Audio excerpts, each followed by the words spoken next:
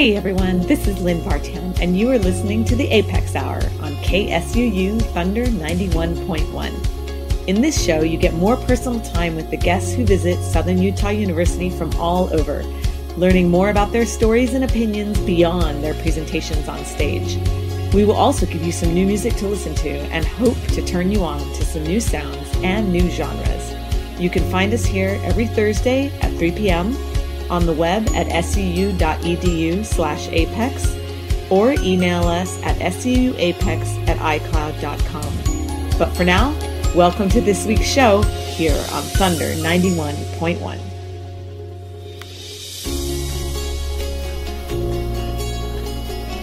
All right, well, here we are back Thursday, 3 p.m., KSUU Thunder 91.1. You're listening to the Apex Hour. My name is Lynn Vartan, and today our event was called Meet the Business Building, and in the live event we learned about the brand new building that's going up on campus and the design of the building, the construction of the building, what it's going to do for the future of our campus and our university.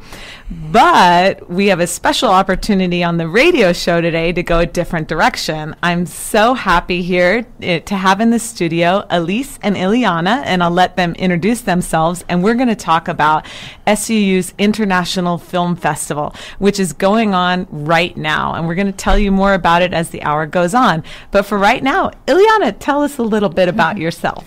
Well, thank you for having us. We're really happy to be here. My name is Ileana Portaro, and I'm an assistant professor of Spanish here at SUU, and I specialize in Latin American literature and culture. Awesome. Welcome. And Elise.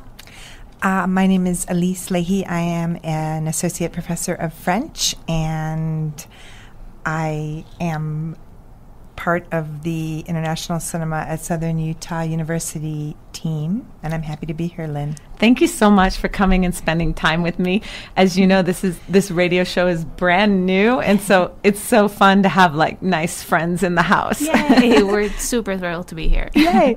Well, let's get into it. I am thrilled that we have an international cinema experience here at Southern Utah University, and I know my students love it as well. So we can just start the conversation by telling us a little bit about the history of this festival, how long it's been going on, how it came to be, just that kind of thing. Yeah, well, I can start, and maybe you can talk a little bit about the French Film Festival, but our department has a really long history of hosting an annual film festival. We started with separate film festivals for Spanish and French, and I don't remember how long we did those, but especially for French, we did them for quite a while, like 4 or 5 years or so. Ever since Rosa Perez, my colleague in French, arrived, we started the first year she was here, so it's maybe been 10 years. Yes, It's been a really long time. And then last year was our inaugural International Film Festival, and the team, our colleague in German, Corey Twitchell, Rosa Perez in French, Elise, and myself, we kind of just joined forces and resources and decided to, instead of having all these little separate film festivals, to just have one big festival in the spring where we would bring speakers and guests and just have it be a little bit of a larger event. I love it. I think that's great. So this is the second year that it's been in sort of this larger form. Yeah. And for those people listening who might want to keep following it, it's always in the spring. Is that correct? And right around this February, very beginning of February time period. Yeah, so it's sort of like we kick off the year. We usually plan most of summer and the fall. And encourage anybody who wants to know how to organize a film festival to contact us. Yeah. And so in the spring we kick off with the festival early in the year. That's great. And has it, tell me about the amount. How did you decided on, it's 6 films, and we can kind of maybe talk about the breakdown, and we'll get into the specific films as we go along. But sure. Yeah. Well, usually in the summer, we kind of touch base and sort of just ask each other what we've been watching, what's kind of making us happy. Yeah. And then we narrow it down to a few themes, right? And then we just kind of get back together in the fall with a list of films, and we kind of pitch them to one another, watch them, and and see what's good not only for our students and our community, but what makes sense for the year's theme. Each year has a theme or a focus, so we try to find films that fit that theme. So we end up with 2 German language, 2 Spanish language, and 2 French language films over a 2-week period. Oh, the last year we had one also, like a French-Chinese film or yes. so. Like sometimes, we'll break those boundaries. Yeah. And tell us about the location. They're always held in the same place. Yeah, so they're held in the Sharwin Smith Theater, and during these past few years, we've also been involved with the help of the provost Brad Cook in sort of updating the equipment in the theater. So we've been using that space for a really long time, and we just want it to be sort of a place that people associate with film on campus. And it's really made a huge difference. I mean, new projector, new system in there. It's a really nice film watching experience. It's an intimate room, and so the format for them, tell me a little bit. I know there's introduction. I mean, I know because I'm doing one. There's introduction and then the film. Tell us a little bit about how the evening develops. Okay.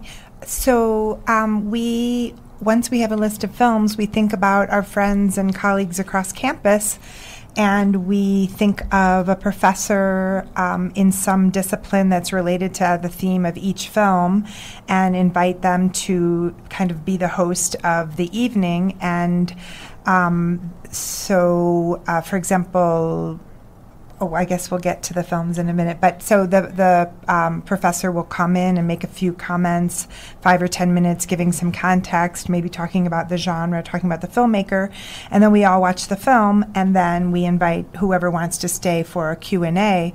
And we've had some really good discussions. Yeah, I think what's really interesting, too, when we pick the films and we brainstorm about presenters is bringing people from different disciplines. Yeah. Because, when we pick the films, sometimes we're thinking them from our disciplines, from Spanish, French, German. And so it's always nice to invite someone, like an expert in another field, and see how they interpret the film, and just kind of have more interdisciplinary discussions about the film, that we're watching that evening. So that's always, I think, the most fascinating part. Yeah, I love that aspect of it. I mean, just all the cross connections. I mean, the connections of getting other people involved and also introducing people to a film. I mean, in my case, which we'll talk about, I didn't know the artist or the film that I'm going to be presenting, and I am so glad that I learned about her. And I know other people who are presenting have the same, feel. And I also know that that Q&A at the end, if people, it's of course not mandatory, but if people want to stay, even my students who went to one of the films last night just said how valuable that conversation was, great. And how cool to talk to people about film, people he doesn't know. So you get all these different ideas sort of flowing and brewing together. Yeah, and I think last night's discussion was particularly interesting. It was for one of the German films, and that audience was just great. That Q&A was probably one of the best I've been part of in a long time. And also that's also interesting because we just never know who's going to attend the films. It's not just for students, it's for faculty, community members. So we have several community members that come every year. And every film. And they stay for the Q&A. And so students sometimes interact with people from the community or just from different walks of life. And everybody, it's sort of a safe space. We serve as moderators, especially when we're dealing maybe with some, heavier films or more political or, films that require a little bit of just a moderator. And we've always been very successful and just very proud of the discussions that students are able to have with others. That's amazing. That's so cool. Yeah. Well, tell us about the theme for this year. Should I? Go ahead. Okay. Well, the theme for this year is women, just in general. And you can interrupt me and chime in. But it's so timely. I mean, how this happened, and you were deciding this last summer. I mean, did you have any inkling how important this topic? I mean, the topic. I mean, we are 3 professional women here, so it's an important topic. But did you have any inkling for how important this and timely this would be right now?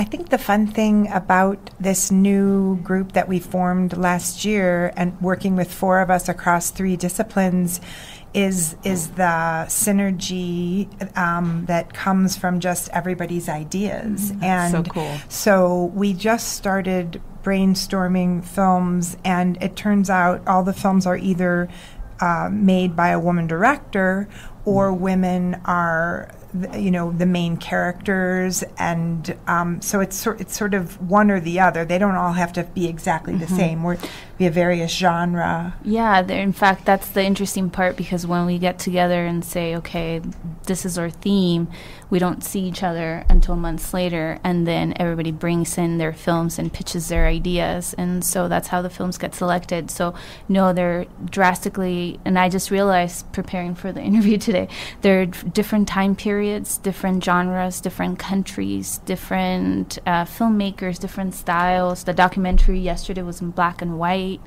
And the first documentary, Dolores, was drastically different from the one we watched last night. So it's that diversity that's really interesting as well, that we have a theme, but within that theme there's a lot of richness. I love it.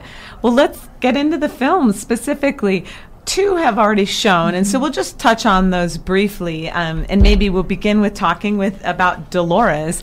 So Dolores really kind of started the Yes I Can, right? Yeah, I mean, Si se puede. Si se puede came from her. So yeah. Maybe I have the trailer to play, but maybe tell us just a little synopsis of that film. So growing up in California, Dolores Huerta was just like a childhood hero. She's in a lot of murals, and just there's a lot of depictions of her, but in the history books she doesn't really show up.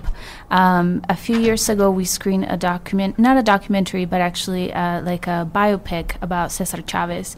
And during the Q&A actually with the audience, one of the things that the people in the audience mentioned the most was how Dolores Huerta appears maybe in 2 scenes, and yet she was like such a striking character that people wanted to know more about her. So when I saw that they had made a documentary about her life and her contributions as an activist, I mean, she's like 87 years old and she's still out there fighting, and it just seemed like a great choice for this year. And really, along with Cesar Chavez, the 2 of them founded the United Farm Workers Movement. Yeah, right. So it's huge, and interesting that we don't hear as much about Dolores. Yeah, and the documentary itself was really interesting because it not only touched upon her contributions in American history, but also touched a little bit about her personal life, and just really,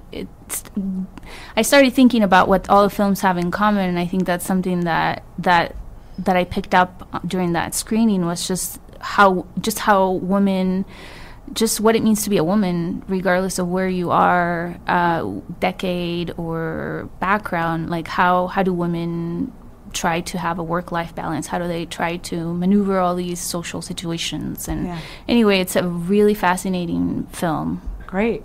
And as we said, that one has already shown, but I'm sure you could find it online, and we have a little bit of a trailer from it.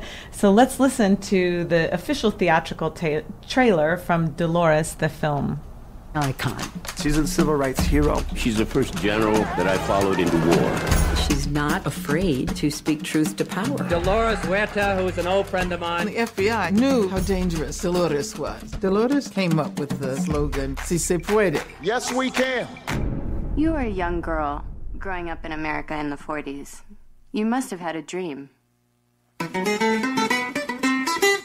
After I had seen the miserable conditions of farm workers, Cesar Chavez said, we have to organize a union. You had this ambience all around you that you could really change the world. It was beyond question the largest gathering on behalf of farm workers in California history. I wish they'd all go back to where they came from. We had no labor troubles.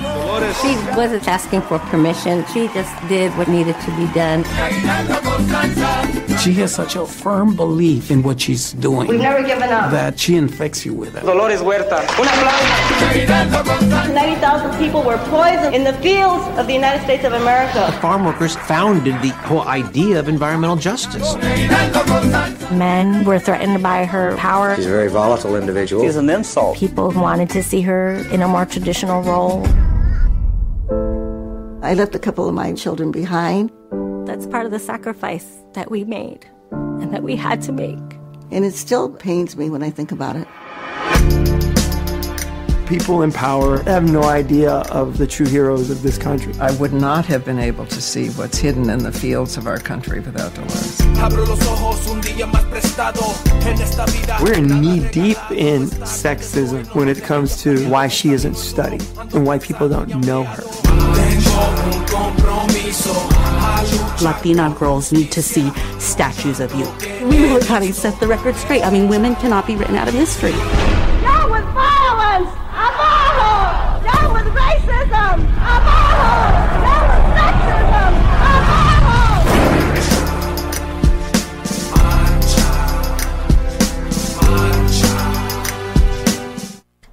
All right, welcome back. This is the Apex Hour here on KSUU Thunder 91.1. What you just heard was the official film trailer to the film Dolores, which is part of the International Film Festival here at Southern Utah University. This is the Apex Hour. My name is Lynn Vartan, and I am joined with Elise and Ileana here in the station today, and we are talking about this amazing festival that's going on right now at SUU. And I suppose we should mention that anybody can find out information about this on the website. And the web, it's suu.edu/international, or you could just Google the International Film Festival. Actually, if you go to the Department of Languages and Philosophy website, you'll find a link to all the films and the descriptions and the presenters, etc. Perfect. Awesome. Well, that one played on Monday, this past Monday, January 29th, and it's just a great, we were just talking over the break about Santana being involved as a producer, and the actor Benjamin Bratt and his brother, Peter, I think is his name. Peter Bratt directed it. So just a great film that's out there. We had another one, just of our past ones, on Wednesday, and maybe you can tell us a little bit about that. Sure. Last night we showed a German film called After Winter Comes Spring by the Berlin-based... and it was a really fascinating film made in 1988, so about 2 years before the Berlin Wall came down. But it was a documentary, a woman traveling around East Germany and just talking to people about their experiences. More women were interviewed, I think, in terms of the time spent on camera. But just talking to different women, it seemed as if she was meeting people on trains and talking about their work and talking about their lives. And it was extremely fascinating the way people would open up and the stories that we heard. And it was all in black and white and just very interesting. Yeah, it was very personal and just a very different tone than Dolores, but just very powerful. Great. Well, I want to move on to the ones to come. You know, we don't want to spend too much time on what has happened, but we wanted to make sure to give the audience an opportunity to kind of hear a little bit if they want to seek out these films. So there are 4 more films. Yes. So let's start. The next one is coming up on Monday, this upcoming Monday. Saturday. Right, yeah. Sorry. Tell me all about it. So Saturday at 2, we're going to be showing The Unknown Girl, which is a French film. And Lisa, you want to talk a little bit about that? Sure.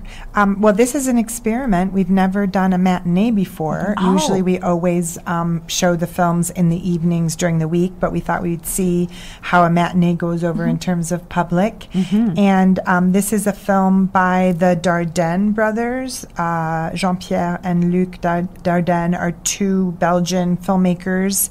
And it's somewhere between a drama and a mystery. It's about a woman doctor who's in her doctor's office with a resident, and someone knocks on the door, and it's an hour after closing time. They're exhausted. They've had a long day. They don't answer the door.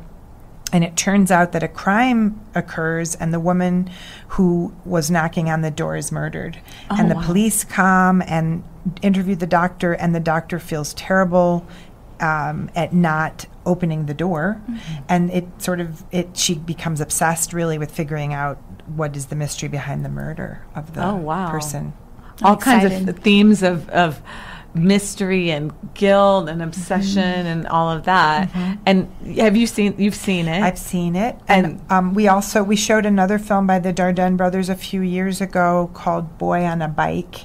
And so it is gripping and also very much realism. It's really a very real picture of a doctor's life and then her becoming obsessed with discovering the answer to the mystery. So that's kind of the style of this one. I mean, it's easy to. I mean, it would be easy. I can see myself getting obsessed with something like that and falling into that, and to sort of watch that unfold in front of your eyes sounds really interesting.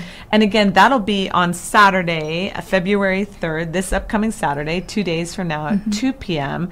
The location, once again, is the Sharwan Smith Theater, and that's right here on campus in the Sharwan Smith Student Center. And that film is called The Unknown Girl, is the English. Yeah, and just in case, all the films are not only free, but subtitled, so if you don't speak German, French, or Spanish, not to worry. We got you. That's perfect. I'm so glad you mentioned that. That's exactly right. And it really come one, come all, because some of the films you can see online, but maybe not this year, maybe next year or something. And so some of them are available. That's the case with Dolores. Dolores is not out yet. I think it will be out on PBS next month, but it will be a shortened version than the one we showed. Yeah. But then after, the library usually does a great job of purchasing the films, so they have a great collection here on campus. So if you're a student, you can always, after the festival is over, check out the library and go watch some films. Oh, that's a great tip as well. So you can check out a ton of those. My students are always asking that, and I forget to tell them that, so now I'm going to remember. Okay. Well, that's Saturday, and then let's go one more into next week before our next break. So this is Monday, February 5th at 5 p.m. Again, Sharwan Theater. This will be The Drifter, which is a German film, and from what I remember, the heroine is sort of the main... like the main character of the story, and she loses her job, and you see her struggle just with what it means to lose her job and everything that she's dealing with in her life at that moment. This one is kind of, I don't want to give too much away because it's our big event of the festival. We have a guest speaker coming from the University of Maryland. I think so, yeah. I believe so. Dr. Hester Beyer, and she will not only be introducing the film, but she'll also have a Q&A with students as part of the Dinner and Dialogue series hosted by the Tanner Center here on campus. So and that film is directed by Berlin-based filmmaker Tatiana Turansky, who Dr. Beyer has interviewed in Berlin for her current book project. So we're really excited about Dr. Beyer being here to introduce the film and she'll also be visiting our classes, so she'll be on campus on Tuesday as well, visiting German classes, and also Language 3250, which is World Cinema, which is a course that we team teach in English. Oh, great. And that course, for any students listening, do you know the number offhand in case anybody's interested in it in the future? It's German, French, or Spanish or language 3250. 3250. Yeah, we teach in English, but we allow our students to they can write in English, French, Spanish, or German, and get credit in the language in which they study. And is going to the film festival films, that's the requirement for the course, or is it? At times it's part of the course, and other times it's part of film reviews that the students do. A lot of them attend just because they're really interested in film in general. But the course itself, the offerings rotate every time we've taught it. Yeah. So the films this year that are on the syllabus are not from the roster of the festival. Okay. Well, that's great, because actually I have students ask all the time. So any students out there, or anybody listening that is interested in getting deeper into films and exploring more films, this is the class for you. Remind me of the number one more time. It's language 3250. 3250, great. And really, Dr. Twitchell, Corey Twitchell, who arrived last year in German, has been a huge boost, because he's really a film scholar, and we're getting a chance to learn about German films ourselves. That's great. We used to teach the class just the two of us, but now we have a German Now component. we're complete. Yeah, that's awesome. And so again, the Drifter will be next Monday, and this is really identity. It says that I'm reading the press release for it, deals with the question of identity donating meaning of work. So, just really interesting about how this person kind of goes through this evolution with her career, and the losing of her career, and then all of the things after that. Yeah, it's very complex, sort of identity crisis. Perfect. We love those, don't we? All right. Well, I think it's time for another little musical break. So in looking at these films, the last film we're going to talk about is the one that I'm going to introduce, which has a lot to do with music. And I am completely transfixed by the music from this film. The artist is the centerpiece for the film, and we'll get into a little bit more of that later. But the actress who plays her has redone a lot of her music, and so we're going to listen to a song, Maldigo del Alto Cielo, that's from the soundtrack, done by the artist who will be performing Violetta in the film.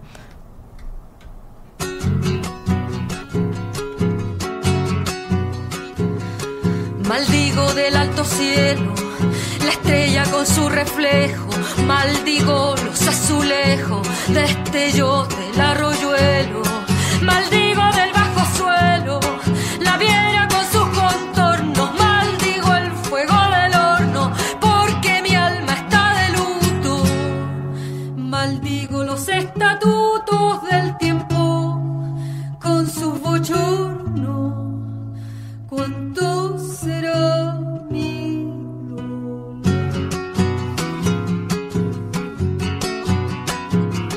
Maldigo la cordillera de los Andes y de la costa. Maldigo toda la angosta y larga faja de tierra.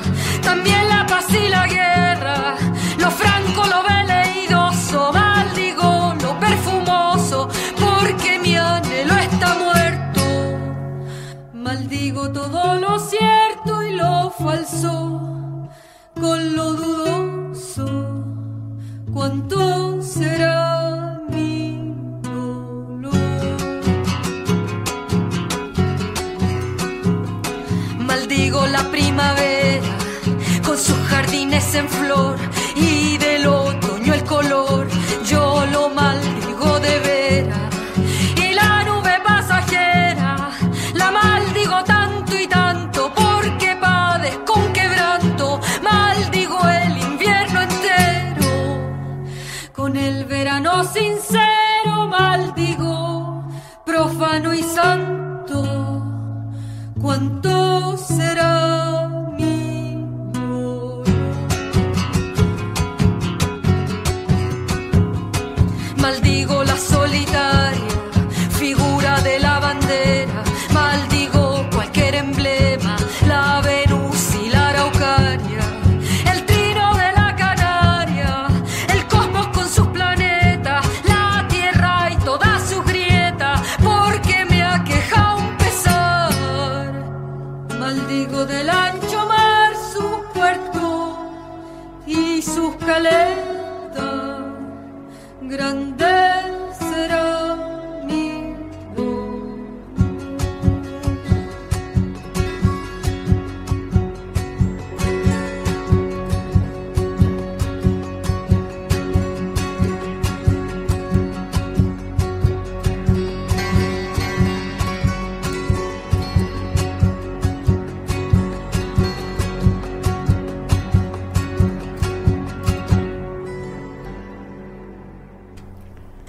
Okay, you are here listening to the Apex Hour on Thunder 91.1.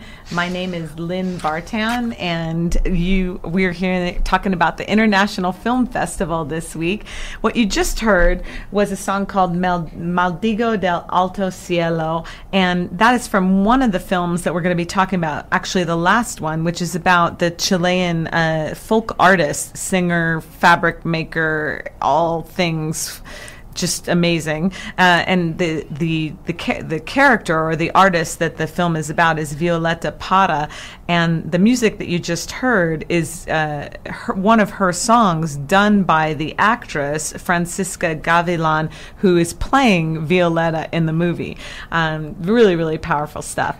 Welcoming back Elise and Ileana to the studio, and we're going to continue our discussion of the films. We have a couple more to cover, but before we get to those, I know that Ileana has to run off and teach a little bit early, so we're going to take a little pause and do my favorite segment, which is what's making you kind of happy or passionate, or what's turning you on right now personally. And it can be anything. It could be a record, it could be a book, it could be a movie, it could be TV. We kind of cover all the range here, but I think it's really nice to just get a little bit of a personal connection with people, and maybe I get turned on to new things, and as well as our audience. So what's making you happy this week? Well, this week I am obsessed with podcasts. Yeah, I love podcasts. I think we're all obsessed with podcasts at the moment. My favorite that I just been listening to every morning is Latinos Who Lunch. Oh, wow. Latinos Who Lunch is a podcast based out of Las Vegas. The host of that podcast were actually here at SUU a couple years ago for Hispanic Heritage Month. One is an artist, and the other one, Justin and Babelito. One's an artist, and the other host is an art history professor. And they just talk about art and music and politics and everything that is good in the world and not so good in the world, but from a Latino perspective, a Latino queer perspective. So cool. It is a good podcast to listen to. And the title again is Latinos Who Lunch. Latinos Who Lunch. I love it. And I assume you can find it anywhere. Yeah, it's on iTunes and all the other services. And it's based out of Las Vegas, so they often do events in Las Vegas and even record live. And yeah, it's a great one to listen to. That's great. So I know you love podcasts. And so when do you listen? Do you listen like while you're walking around, or do you listen to and from school? When's your choice podcast listening? Usually when I'm getting ready in the mornings. We don't have a TV at home, at least like in the main floor, and so I just turn on the radio, or just have a list of podcasts that I listen to while I'm getting ready, or Sundays, like in the morning, or while doing things in the kitchen, or I don't know, just doing chores around the house. I love it. That's so cool. Yeah. Okay, I'm totally gonna subscribe to that one. Latinos Who Lunch. I love it. Elise, how about you? What's making you happy? What are you turned on about these days? Oh my gosh, I don't know if I can choose one thing. That's okay. But one thing I'll say is I joined Cedar Yoga Space in November. Oh. And I love all the teachers, and I love how they have a real wide variety of classes there of different kinds of yoga. So I'm loving my yoga classes. Oh my gosh, you've totally inspired me. I love yoga. I do it at home, but I've been meaning to get over there. Oh, it's great. They have classes in the morning and the evening. It's just and they have all kinds of like Shambhava yoga. I never even did that before, but it's great. Oh, cool. I love it. So I'm also super excited about planning my study abroad. I'll be taking students to France in May. Oh. So I'm in the midst of planning that. And I'm also just excited about all the German and other films I'm seeing this semester, even French films, because I'm teaching another class. So I'm enjoying, homework is sitting at home watching movies. It's not bad. That's pretty good. That's pretty good. I love it. You're doing homework. Yeah. I am doing homework. I have to prepare. And how long is your study abroad? I'll take students for 3 weeks. We have 2 weeks in Paris and a week in Nice. Oh, my gosh. And then I have a conference in La Rochelle, so I'll have a whole month in France this great. summer. And is it still open in case anybody listening is interested, or are you full Sure. up? Actually, we've closed the application, but we can open it up if somebody's interested because we're going. We've got a group.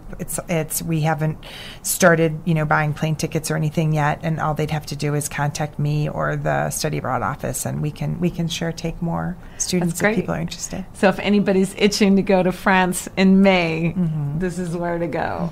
Oh, that's wonderful. Okay, well, let's get back to the films. We have a couple more films to talk about. The fifth film in the series is going to be shown next Wednesday, February 7th at 5 p.m. And again, that's in the Charwan Theater here in the Charwan Smith Center on SUU's campus as part of the SUU International Film Festival. And that film is called I Don't Belong Anywhere. What a transformative title. Would you like to tell us about it? Sure. This is I Don't Belong Anywhere, the cinema of Chantal Akerman, who was a Belgian filmmaker and a very experimental one at that. In fact, that means that we're having sort of a Belgian sub-theme. But she made over 40 films in her career, and every one was something new and very different. And this is a documentary by a director named Marianne Lambert about her cinema. And since we're teaching world cinema right now, and we really do like the film festival to be an experience for students and community members to see things that are not available at other theaters in town or that they don't get a chance to see, we thought this would be a cool component of our roster. This one I was super curious about. So she was sort of a nomad. The central figure that is being discussed in this film was a nomad and filmmaker. Is that right? Yeah, I think that the word nomad in this context means that she made films in Paris, in New York, in Brussels, in Tel Aviv. So she didn't really just work in one place, but traveled around and different types of subject matter. I see. And stylistically, can you tell us any more about sort of how the film is shot or the aesthetic of it? Well, so this is, I think that given that it's a documentary about her filmmaking, it will give, I think that there are snippets of many different films that she made. And like I said, a very experimental filmmaker. One of the films I'm going to use in my conversation through cinema class that I'm teaching in French this semester is called No Home Movie, and it was the last film that she made before she passed away. And she was living with her mother as her mother was getting old and dying, and she just did a handheld camera and filmed her mother and kind of talked about how her mother was the inspiration for her work. Wow. And wondered, now what with the passing of her mother? That's going to be very powerful. And then we've talked a little bit about the professors that we'll be introducing. This one is going to be introduced by Todd Peterson, who's one of our awesome characters around campus, and I love working with him, professor of English. And so and those of you who know him know that he will have so many amazing things to say about it, I think.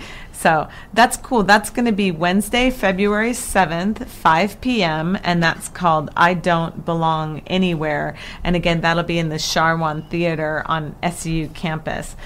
So before we get to talking about Violetta, the one that I probably know the most about, we're going to play one more song from her. And again, this is music originally by Violetta Parra, but that is being performed by the actress Francisca Gavilan, who plays Violetta Parra in the movie. And this is Volver a los 17. And you are listening to Thunder 91.1. Volver a los 17, después de vivir un siglo, es como descifrar signos, sin ser sabio competente. Volver a ser de repente, tan frágil como un segundo. Volver a sentir profundo, como un niño frente a Dios. Eso es lo que siento yo en este instante fecundo. Se va enredando, enredando, como en el muro la hiedra, y va brotando, brotando, como el mujito en la piedra. Como el mujito en la piedra, y ahí sí, sí, sí.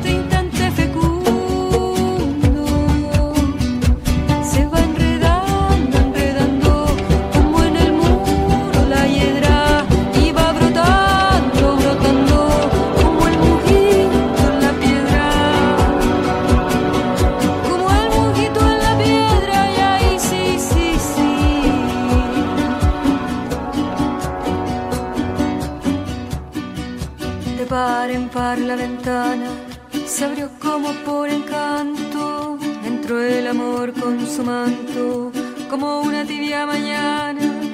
Al son de su bella diana hizo brotar el jazmín.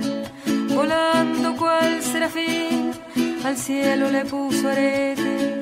Y mis años en 17 los convirtió el querubín. Se va enredando, enredando como en el muro la hiedra. Y va brotando, brotando como el mujito en la piedra. Como el mujito en la piedra, y ahí sí, sí, sí. Okay, well, welcome back. That was Volver a los 17, and we were just talking about the title as sort of like to go back to being 17, Mm-hmm. sort of a memory. Volver a los 17 is like to go back to, you know, what life was like when you were 17. Oh, I'm not sure I'd want to do that. I don't think so either. Me neither. I can't quite decide. You're welcome back to the Apex Hour. This is Thunder 91.1. My name is Lynn Vartan, and we are talking about the SUU International Film Festival. And here in the station with me is Elise and Ileana, and we are just talking about the 6 films films. We've got 2 in Spanish, 2 in French, 2 in German happening right now over the course of these 2 weeks on campus. So if you're interested in hearing about more of those or interested in learning about more of those, you can always shoot us an email at SUUapex@icloud.com, or you can go to the Languages and Philosophy webpage, the Department of Languages and Philosophy webpage, and all the films are listed there. They're completely free and open to the public, and it's a really special opportunity that we have here at SU. We have one more film to talk about, and it is called Violeta Went to Heaven, and this is the last Spanish film, the second of the 2 Spanish films. This is going to be shown next Saturday, February 10th at 2 p.m., and it's another matinee in the Sharwan Theater in the Sharwan Smith Center, the student center here on campus. And I'm going to be doing the introduction to this one, so I'm really excited to talk about it. But Ileana, I know before you have to go to run off to class, do you want to tell us a little bit about some of the background of this film? Yeah, so this is a biopic by the director Andres Wood.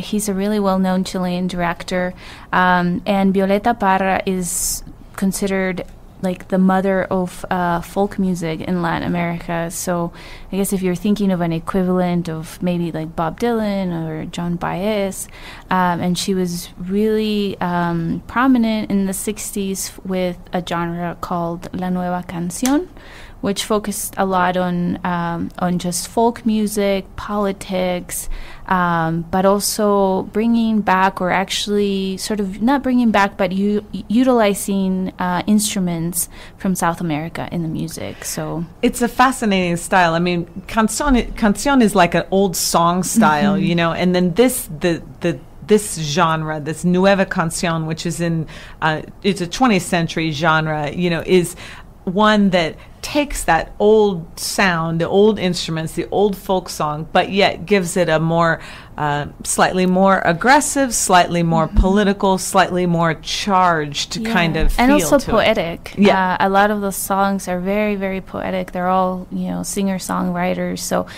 in the film, you'll learn about her life and her upbringing and her, you know, how she got into music, and also there will be a focus on the work that she did to collect songs from the Chilean countryside that were being lost or were not being appreciated. So she goes around the countryside not only recording people singing old songs, but, you know, learning about instruments and just traditions in general.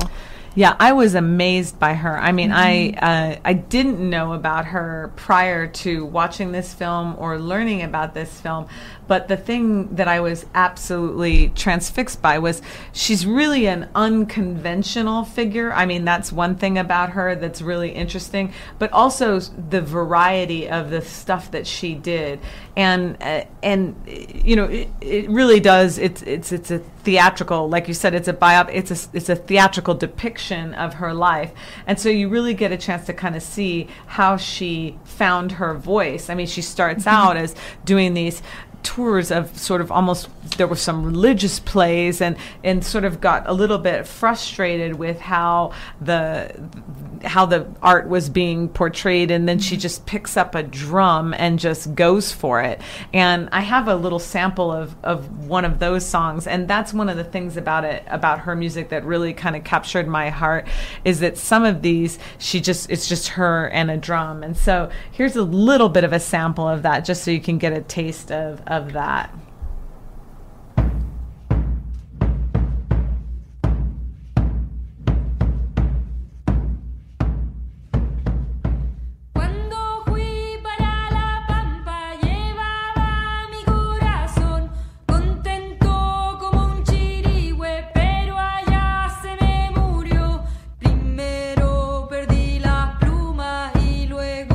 Perdí la voz y arriba quemando el sol.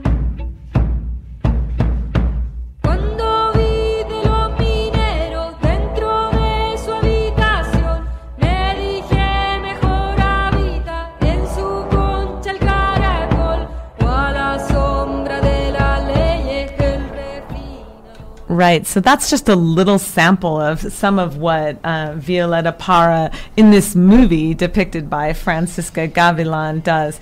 And just the music is only half of her story. I think the other thing that's so interesting that I was transfixed by, I mean, poet, painter, ethnomusicologist, but one of the things is that she ends up spending some time in Europe in Paris.